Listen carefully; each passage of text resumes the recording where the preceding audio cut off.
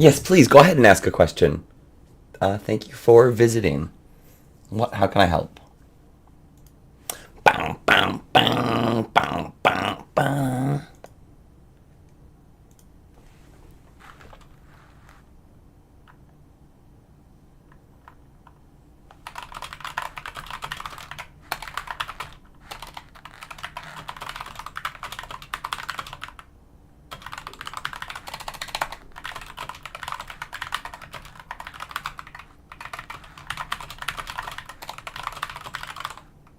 Thank you.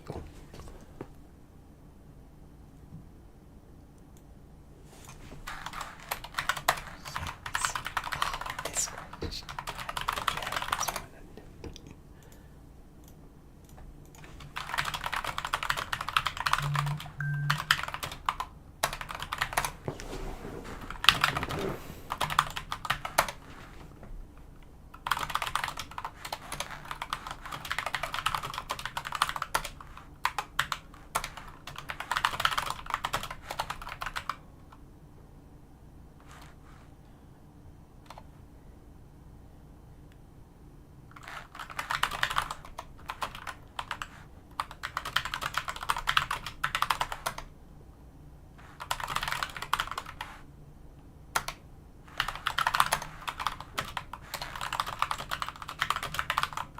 And I'm going to answer this in just a second, Lindsay. I have this question that I'm so glad appeared in the Discord because I talked about it with a student, but I want to get it in text form.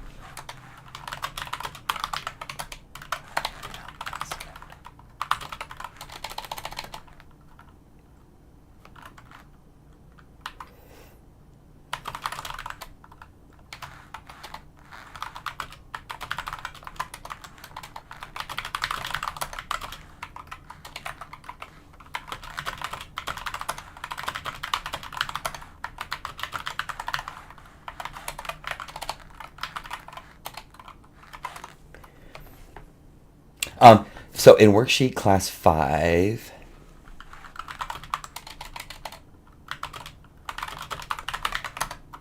one second.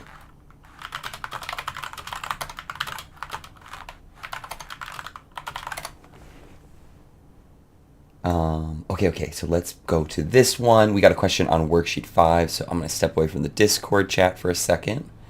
And let's go to our office hour timestamp, and we're talking about, I understand to a certain level that hydrogen atoms are quantized, but what would the definitive description be using the energy and wavelength graph? How certain electrons drop to certain levels, and that emits certain spectral lines. What's the definitive description by using the energy and wavelength graph?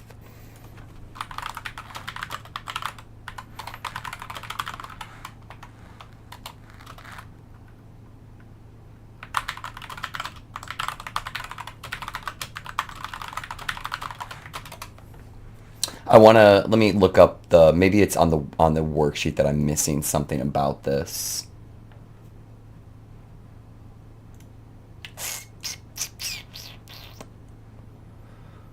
Oh, where did I dump this stuff? Maybe in here? No.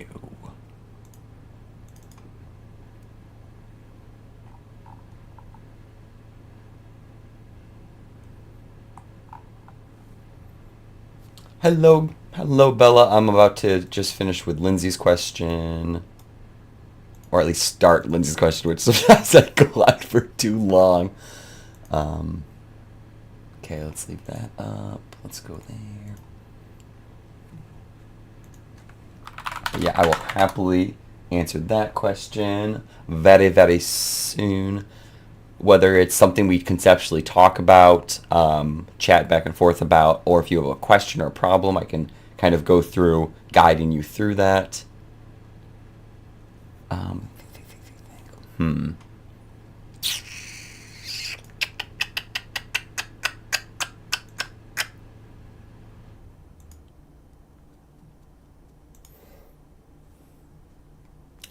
And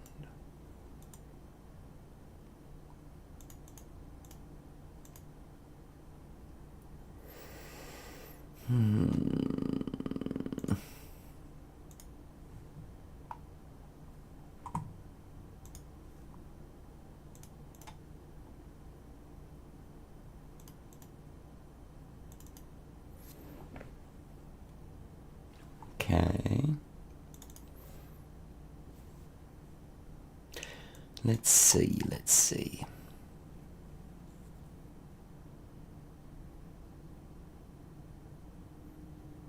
Okay.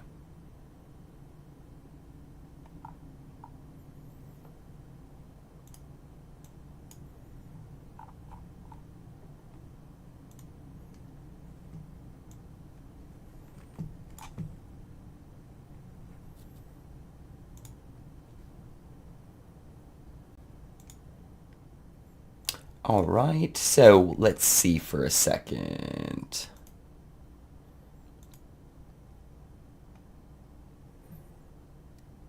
Worksheet 5, worksheet 5.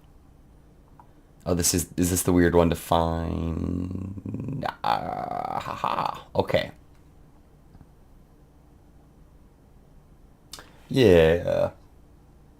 I want to just see if I can finish with this question here. What happens to the electron if the incoming photon has had a longer wavelength than 121 nanometers?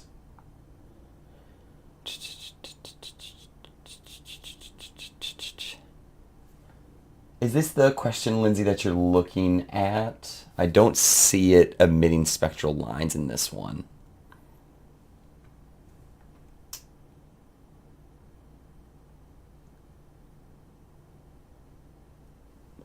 We'll come back to that one or maybe I've confused Lindsay. But okay, so, or maybe this is the same person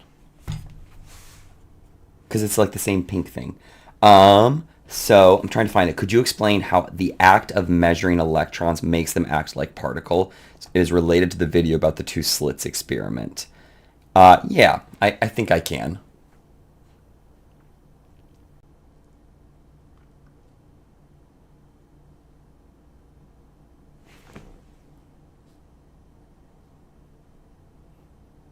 Or at least I think I can explain well enough for what we need to be ready for in terms of Chem 150. Which, to be fair, is about as far as most people get with some of this stuff. But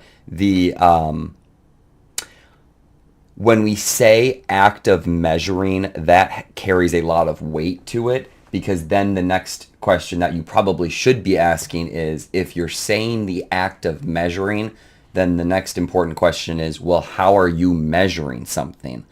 Because measurement is us interacting with the system, which likely means, oops, gotta close my door a second.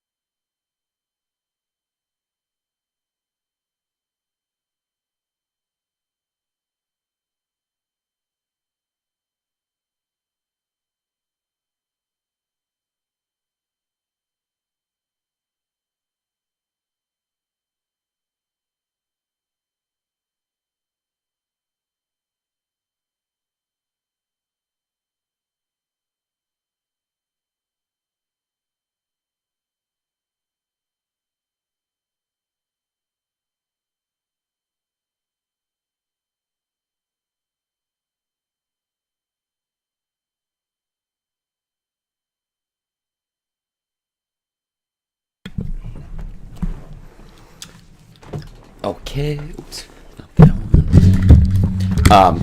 But yeah, so the next question is, when we are measuring something, how are we measuring it? Very often we'll use some sort of wavelength, actually. We actually use a wavelength to measure if something is going through a slit, like something as small as an electron. But if you are involving something that has a high amount of energy or some forcible, it's like you're putting, the world's smallest string or something in front of it. There's this act of measuring that in the quantum world is an act of the observer on the wave. It remains a wave, but we force it to give information that forces the particle to go through one slit. Once it exits the slit,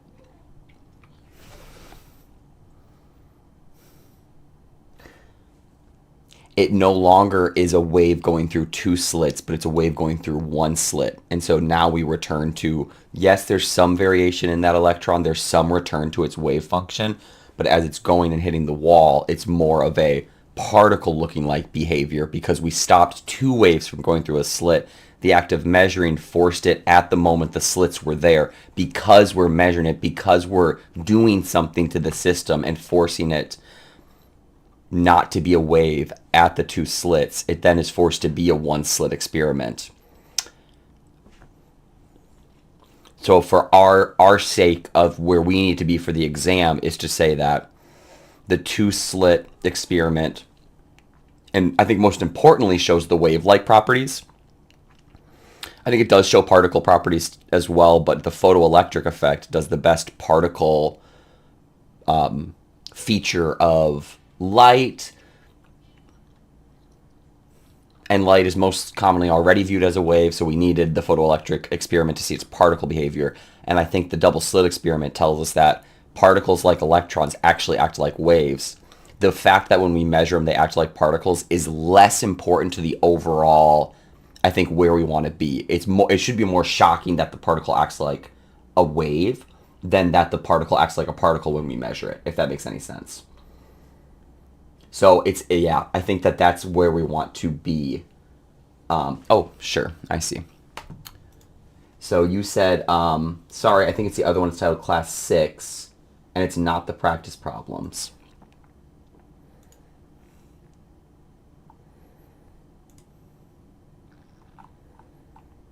Number 6, and we're looking at...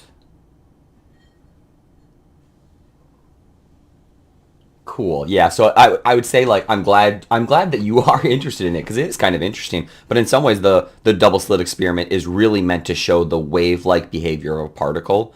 I find it interesting that the observing of it turns it back into a particle. But in some ways, maybe that's a little bit of a unfair rabbit hole to take students down because although it's true and although it's interesting, it is not necessarily mainly the main concept of what we need moving forward.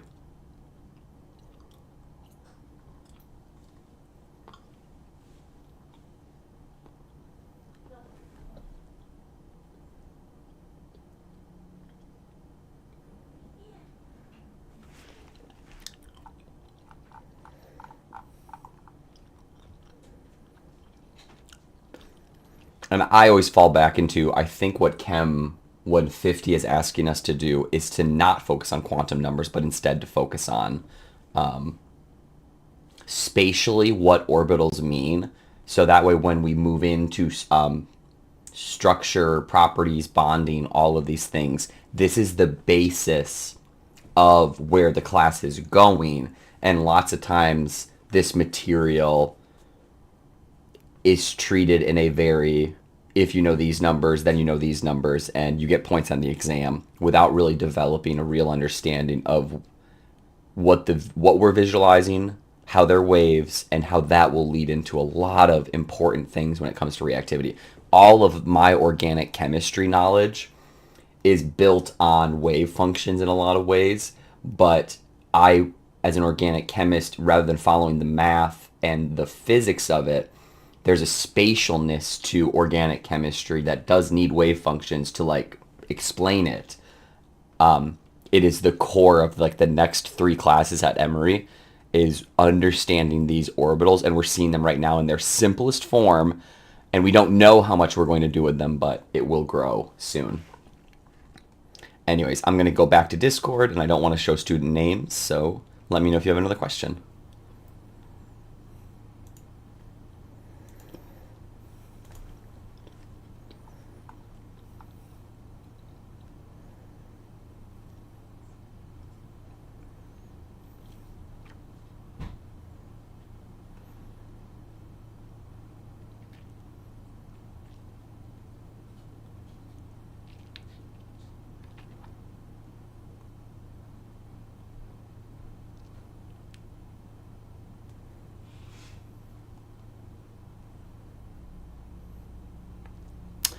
Where do I want to pop into this conversation?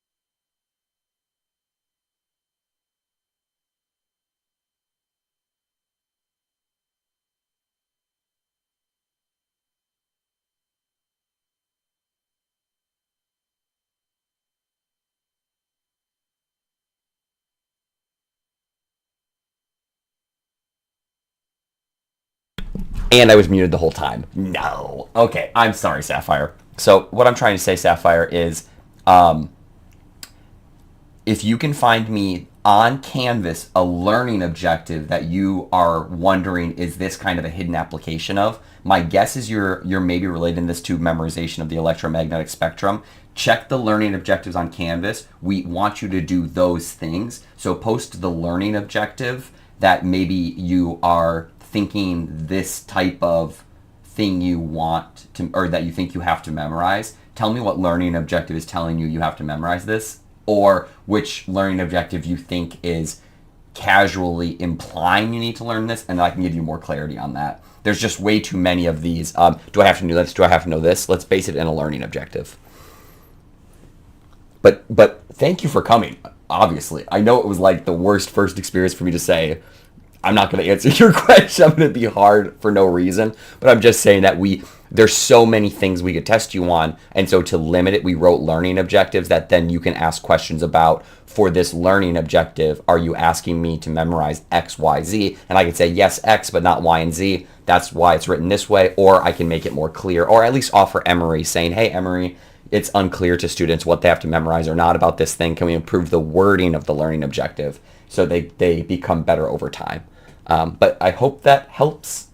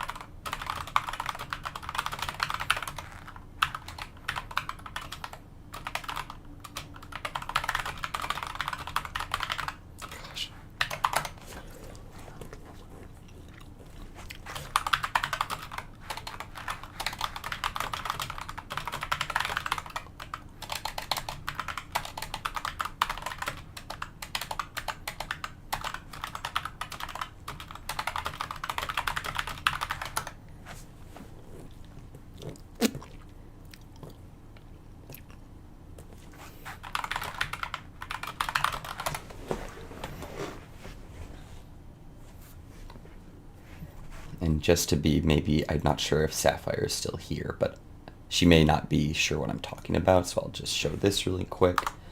Is that the button? I think it is. Nice. Okay. So these learning objectives in here, find the one that you're like, okay, learning objective 6 from day 5. Does it mean I have to memorize wavelengths corresponding to different wave types? I can give you that kind of clarity.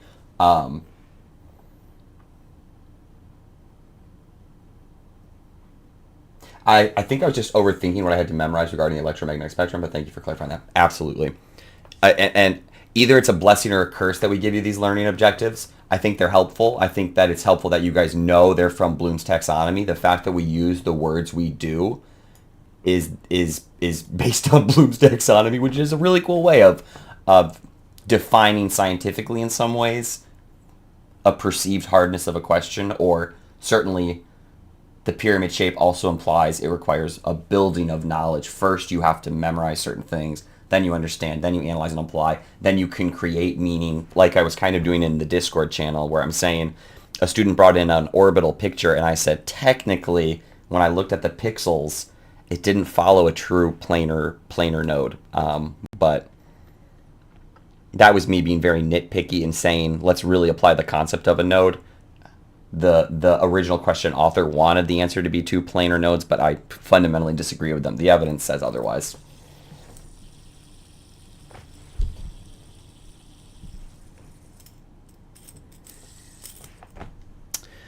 Okay.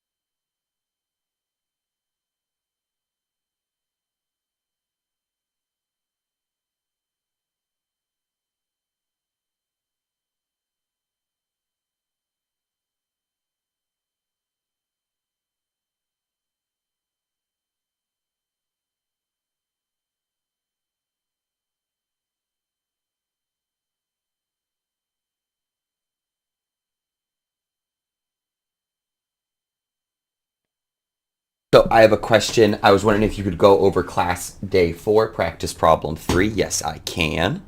Let me pull that up a second.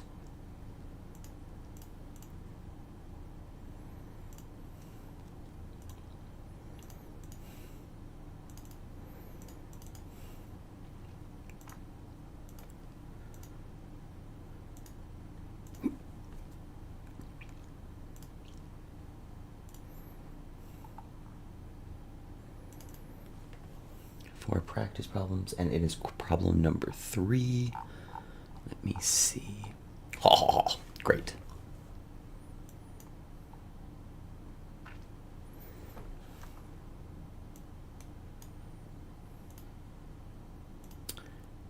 So we have a question on this kind of very unit-based question here. So my recommendation for this, hopefully this is the problem, Sapphire. If not, let me know.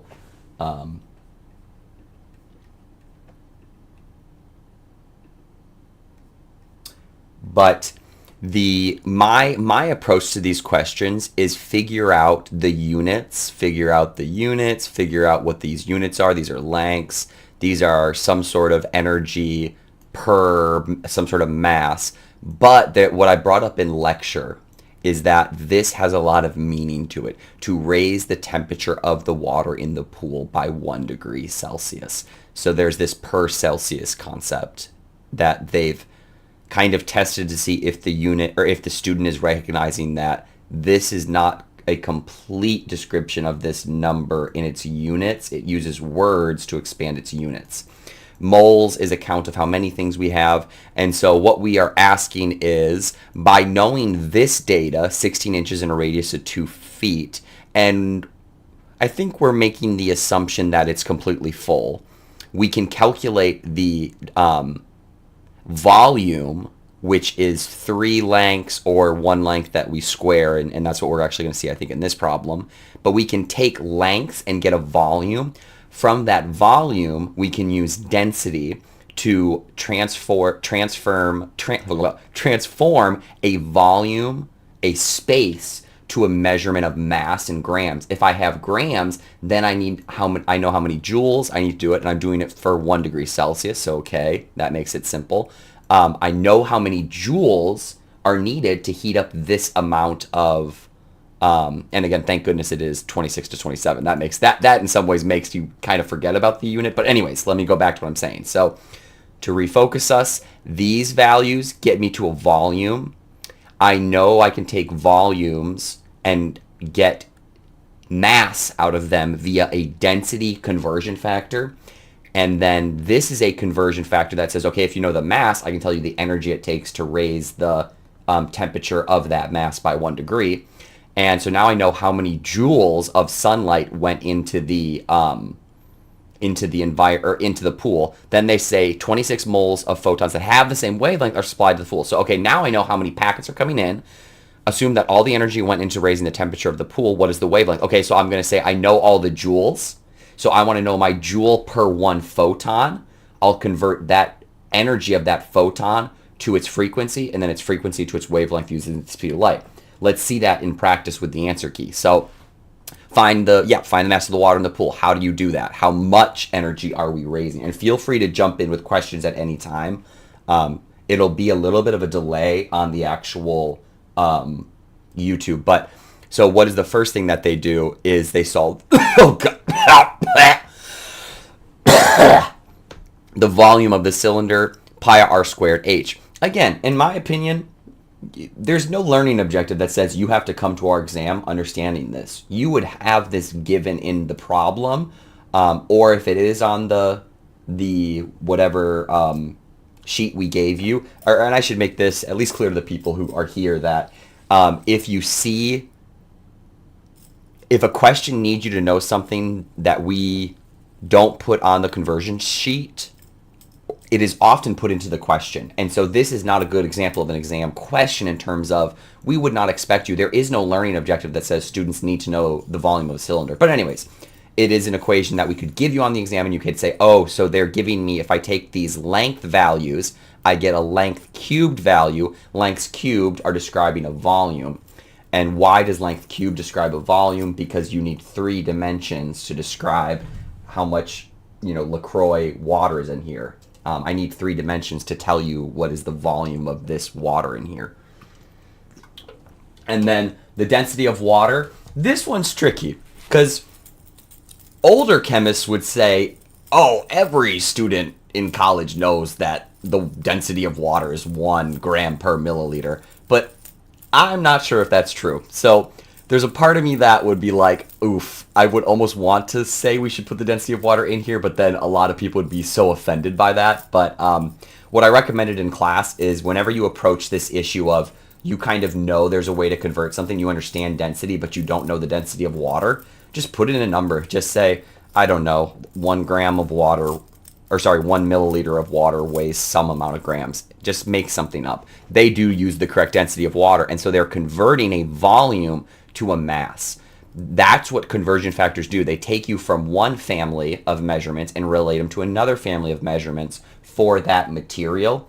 So really heavy metal, for example, has a lot of weight per volume, but air takes up a large amount of volume, a large amount of centimeter cubed area, but the weight in that centimeters cubed area for air is fairly light. Okay, step 2, solve for the energy needed to raise the water by 1 degree. Again, thank goodness it is only 1 degree, because again, my problem with this is this student would get points off. There should be Celsius in here.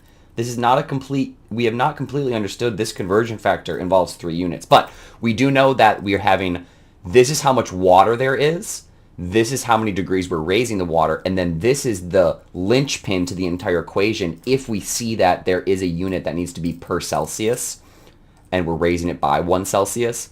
And so I do disagree with this. I talked about it in class. Be careful, follow your units. I don't love that we didn't show all of the units in this question.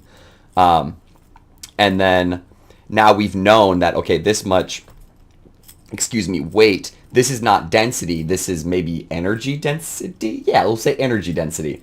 I shouldn't say that, I shouldn't make up terms. I'm sure this has an official term, but that's how I'm envisioning it. No, I shouldn't say that, it's not density, it's not at all that. It's energy that you get from mass, energy per mass. It's probably the most technical way to describe it. Well, it's not even that, it's energy per mass required to increase the temperature by Celsius. So anyways, but this is the linchpin to the whole thing. It is this number is kind of cool to me because it ties together how much water you have, how much you want the water's temperature to change. This number is the key to predicting the future, predicting all possibilities of all temperature changes you want to do on all types of water. This number tells you everything, and its units tell you what it does. It tells you about energy per mass per temperature change. So anyways, I went too far just to say that what we did first is use lengths to get volume, We took volume and converted it to mass using density. With that mass, and if I'm raising it by 1 degree, then it should be 4.18 joules for every gram. I have quite a lot of grams, so I should have quite a lot of joules, and I do have quite a lot of joules. Are they following sig fig rules? No, they're not. So again, another kind of like little bit of like it makes me feel a little uncomfortable sometimes when we ask people to do sig figs, but we don't do it in this necessarily. Anyways, calculate the energy per photon. The next formula, okay. Let's focus back on what I was saying. We know how many joules are going into it. We now need to find the joules per single photon. This joule amount should be divisible into individual parts, or that's what Planck was telling us. He's saying that you don't divide energy into infinite parts. There's a limit to how you can divide up energy. So in this problem, the wavelength that we're using to divide it, we're saying that, and how did they do it? Okay, that's fine.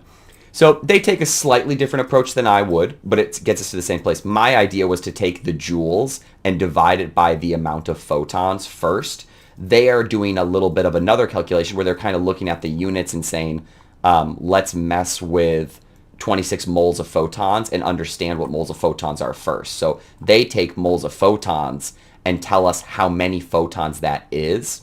Then they say, okay, all of these photons, out of all of them, they're delivering this much energy. So one photon is delivering how much energy? Should I do sig figs at the end? You should do sig figs as you go. Every time we do a algebraic equation that involves measurements that we've been reported data on, we should take those uncertainties into the calculation. But anyway, so now we know, because we know the total energy it took. We know the total energy it took to heat up the pool, and we know how many photons of light hit the pool, because we got away from moles, which we may not understand, to say, wow, that actually is a lot of individual joule packets had to come through. Taking all of those photons, dividing by all the energy, we know photons of energy per photon. And then the last one is just they combine it. Really cool. So they're saying, hey, there's this formula that relates energy to wavelength, and you don't have to go to frequency first, because they know the speed of light and wavelength is proportional to frequency.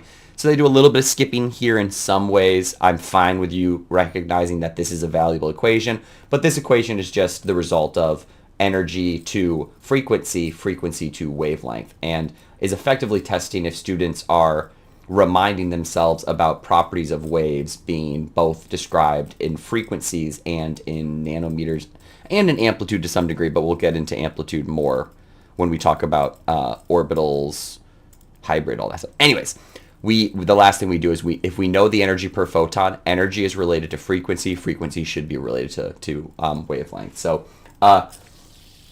could you explain how you would do it, step 3? Because I was thinking the way you were thinking, and then the way they did it is a little confusing. Both are fine. Both are completely fine. You can take the amount of joules and say, okay, out of all of these joules, I have to divide it amongst all of the 26 moles of photons, and then convert away from moles of photons. Both are fine approaches. They're just getting away, or they're doing a kind of a pre-calculation to know how many photons. I'm saying take this over how many moles of photons, because this is a number of photons. But I do need to get away from moles, because we need to talk about an individual photon against wavelength. So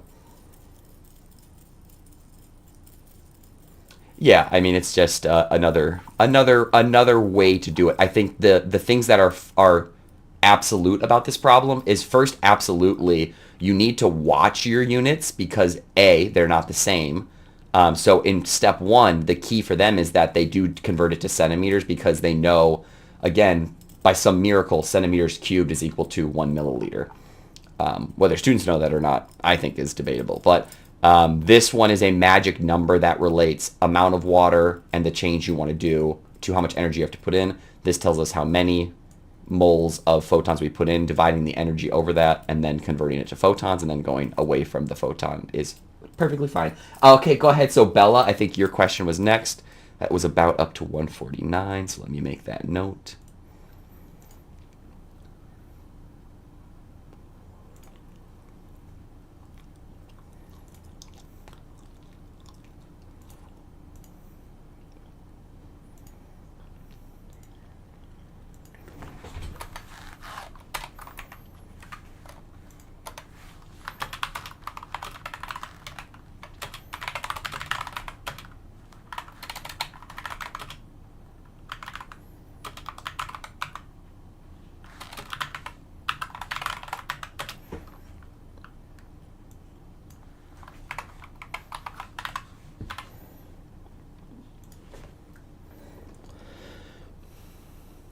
Just kind of hanging out, checking in.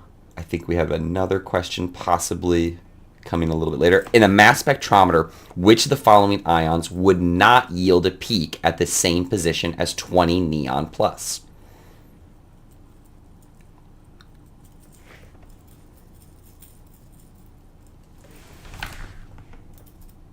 Neon plus. Interesting. Okay.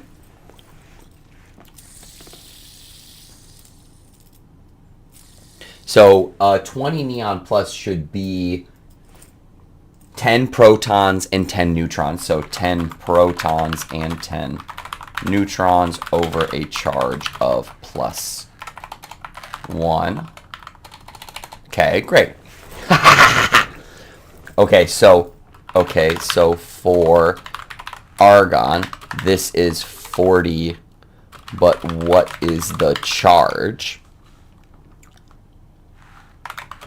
It's plus 2, so M divided by Q is 40 divided by 2. It is 20. That is the same peak area. And 20 neon plus 2 is 20 divided by 2 equals 10. That would not be a peak.1H19F over charge plus 1 is 20 divided by 1.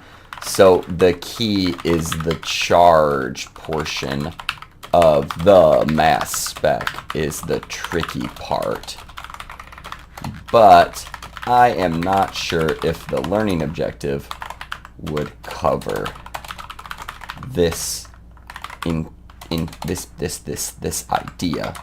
We really just do plus 1 type stuff, but it is important to note that the mass spec is working off of charged things being bent by a magnet. And so if you have a double charge thing versus a single charge thing and mass is same, like neon 20 plus 2 versus neon 20 plus 1. Oops. Thank you. It's because of my ADHD. It's too much. Neon 20 plus 2 would be curved more versus neon 20 plus 1. More charge, more magnet effect, more curve, not hitting same part of spectrometer. And I'm doing it with a broken hand. It's not broken, but tendinitis. My greatest enemy. So don't worry about this for exam. Bow.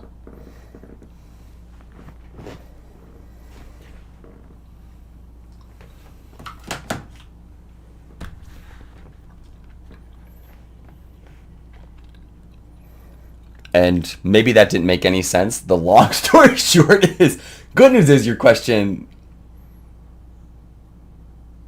won't be on the exam, because I can't remember a learning objective that asked you to think about the difference between single charged cations and double charged cations, but I can at least give you the answer. Could we go over class day 5 practice problem? Could we go over class day 5 practice problem, Bohr model number 6? Let me pull it up a second.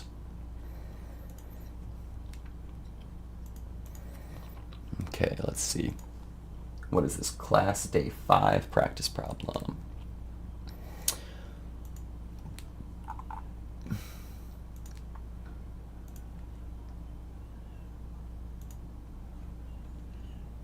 Class day 5. Class day 5.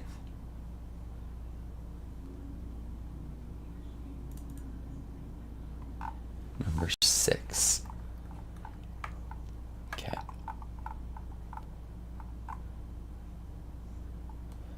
And let's open the door. Okay, awesome.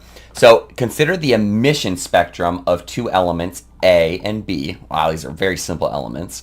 For each, possibly impossible? And, well, we don't know. Well, we do. Never mind. Okay.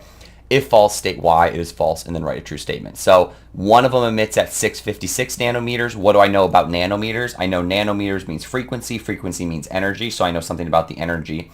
And I guess I know in general the feature is that the less my wavelength is, the shorter it is from peak to peak, the higher my frequency is. So as I'm shifting to higher frequency light waves, lower nanometer wavelengths, higher frequency light, yellow is a more energetic color than orange. Roy G. Biv, the end of that Biv is the violet is the most highest energy light we can see. Some people think red is the most energetic. No, red's the chillest out of all of them from an energy perspective. Anyways, so that's what my first thing is. Just by looking at this, I know something about A. I know because I'm seeing nanometers. I know it is a lower energy wavelength. This is a higher energy wavelength. So, and funny enough, they just do the calculations over here. So it probably is important for one of these true or false statements. So the electron must fall from a higher energy level in A than in B. And the electron must fall from a lower energy level in A versus B.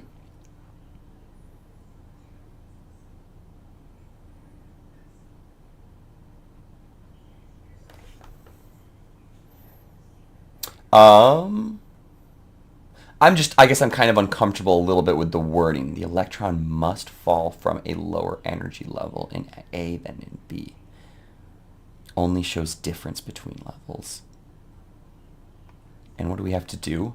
If false, state why it is false and then write a true statement. The electron must fall from a higher energy level in A than in B. The electron must fall from a higher energy level in A than in B. Okay.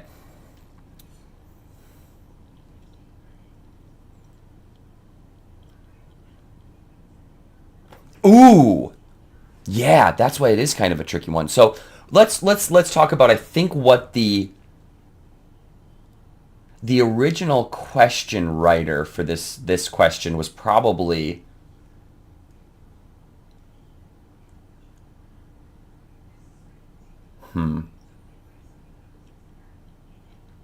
making some sort of assumption. If we think about Rydberg's equation, so let's look at that just for a second to remind what that is.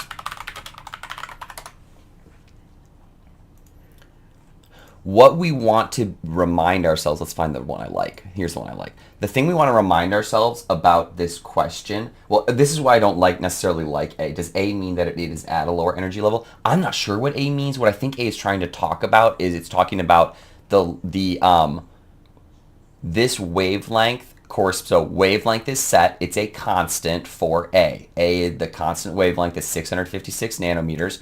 So we could put 656 nanometers in here. We could use the Rydberg's equation, and then we could start guessing different levels of energy orbits. And I think they're making some assumption about the change in energy is what this equation is talking about. It's not telling you, when you do this equation, it's not telling you anything about the energy as like a measurement of the electron. It's telling you about a change in energy, and it's not clear where you necessarily came from, what that energy level was. So an electron must fall from a higher energy level in A than in B. I kind of agree with this statement here that we're really only showing differences between levels. This definition of higher and level is impossible to calculate with Rydberg's equation. We're only measuring changes in energy rather than the actual magnitude of the energy itself. So yeah, I'm not sure if I like that question. The electron must fall from a lower energy level in A than B. Yeah, once again, we cannot determine the actual energy level of the electron given the information we have. The energy gap for the electron, the energy gap for the electron transition is greater in A than in B. This one we could talk about because we are now going back to what I was looking at earlier, which is the energy that this gap is defining. These are trying to talk about the actual locations of energy levels, whereas this is talking more about a gap rather than a energy level being set at something that we could compare lower and higher to. We can compare gap sizes, but I can't tell you which gap started higher and which gap started lower. I can only talk about gap sizes. So the energy gap for the transition is smaller in A than in B. That is true based on the evidence, so we do have to change it to smaller. The energy gap for the electron transition is less than A than in B.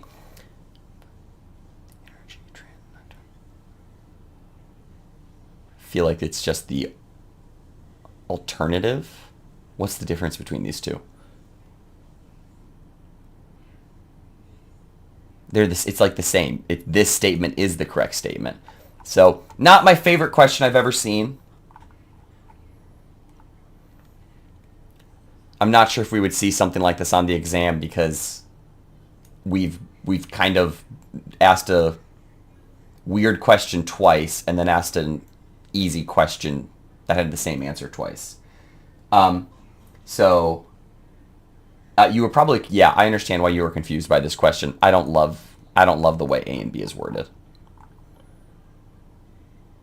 All it's telling us is the gap. It doesn't tell us the magnitude of it. What should we know of mass spectrometry? Check the learning objectives. Should we know about parent peak, base peak? Check the learning objectives. Carbocation stability and fragmentation. Just check the learning objectives. When you go to any of our Canvas pages, feel free to get into the Discord because I'm about to sign off for the night. But get into the Discord and ask me, I'm seeing this learning objective. Does it mean I need to know what parent peaks are? I don't remember seeing anything like parent peaks in mass spec, and that you had to define what a parent peak is. You saw parent peaks. We didn't tell you had to define it as a parent peak. Or should we just understand the mechanism of mass spectrometer, how to find the average mass number? Now, again, go back to the learning objectives. I think those are the things we can test you on. So you may want to ask me about individual learning objectives and how far they go if you are unclear. Because some learning objectives can be stretched a little bit in ways that students want to prepare for. And other times the learning objectives are fairly cut and dry with what they want us to do. But yeah, thank you. And I'm just quickly, before I leave, I want to answer, will you be accessible tomorrow for people who are taking the test at an alternate date? I will be accessible tomorrow. Tomorrow I'm going to be, based on my rough hand measurement, I'm going to try to be accessible from 3 p.m. to like 5 p.m.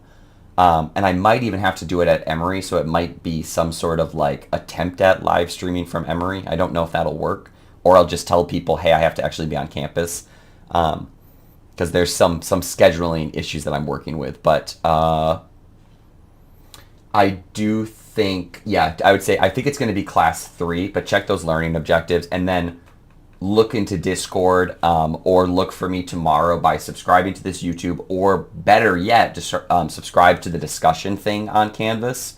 If you subscribe to the discussion board on Canvas, you don't have to ruin your YouTube algorithm with all the science garbage. You can just have your Canvas email you when I go live as well. So look for that. And the learning objectives should guide you as to how far you should probably go, and see that they're Bloom's taxonomy words. And then also in the Discord or in this office hour, feel free to come and ask me saying, learning objective class 3 number 4 says this. Does this mean I have to do some of the things you're talking about?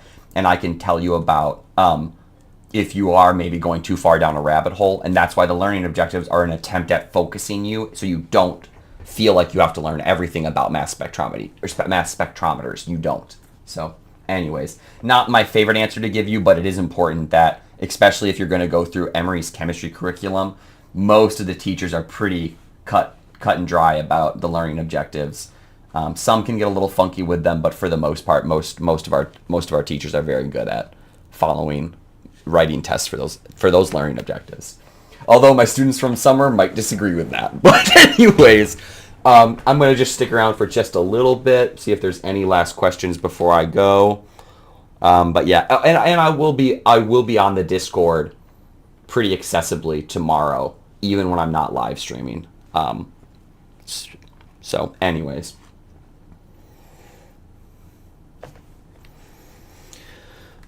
Wake me up. Mm-hmm. I'm not planning on a ride. Mm-mm-mm.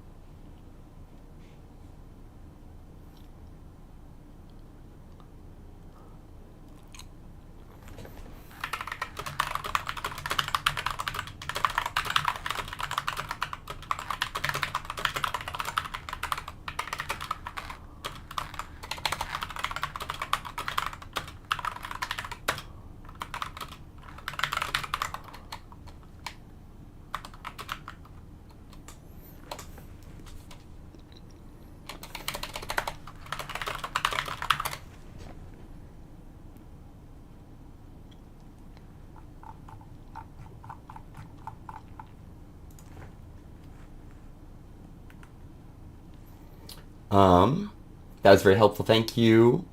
Can we DM on Discord? You can DM on Discord. I might in the DM say this is something that should be posted publicly on Discord, because I just really want to avoid having great one-on-one conversations that other people can't benefit from if for whatever reason they read through it and it helped them. So if you DM me on Discord, part of me will look for it to be a little bit more of a personal type question, but if it's something that I think the general populace should see, I might ask you to repost it to the Discord.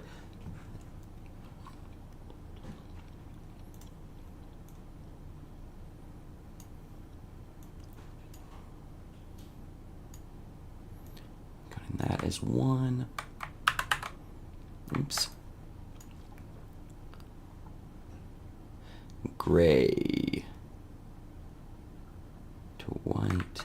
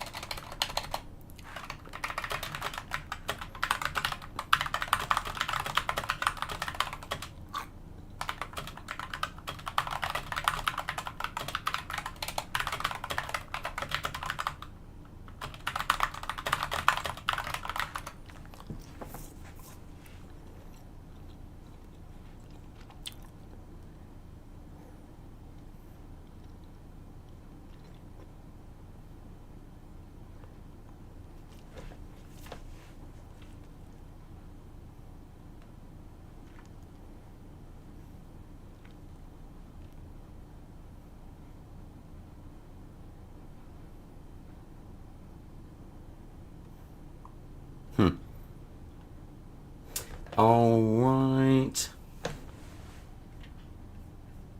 Wait, did that only start recently? Let me see. Okay, great. Great. All right, guys, I'm going to call it a night, and I will be back tomorrow morning in more of the Discord, and eventually I will chat with you guys either in person or online. Not 100% sure. In person is sometimes fun, but where could I do it that would make sense? Anyways, all right, guys, have a wonderful night, and just remember this exam is a drop in the bucket of your life. Whether you succeed or fail, all that matters is your what you really should be focusing on is the process by which you learn things. Keep working on that.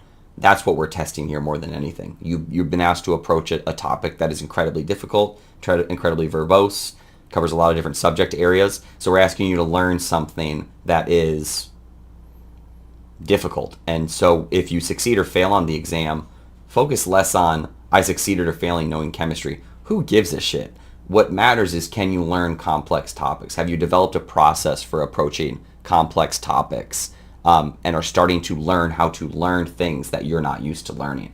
Work on making that process better, and whatever subject area you do want to master later, because you struggled in Chem 150, because you struggled in many other college classes, you started to develop a process for how you are going to learn new material. That's really what we're testing here, not your chemistry concept. All of you will forget all of this chemistry knowledge. At least 10% of you will remember it. The rest of you won't ever see chemistry for much of your life, especially at this intricacy of level. So please don't worry so much about this score being an end-all be-all, which I know means nothing coming from someone who's not a pre-med. But anyways, good night, guys.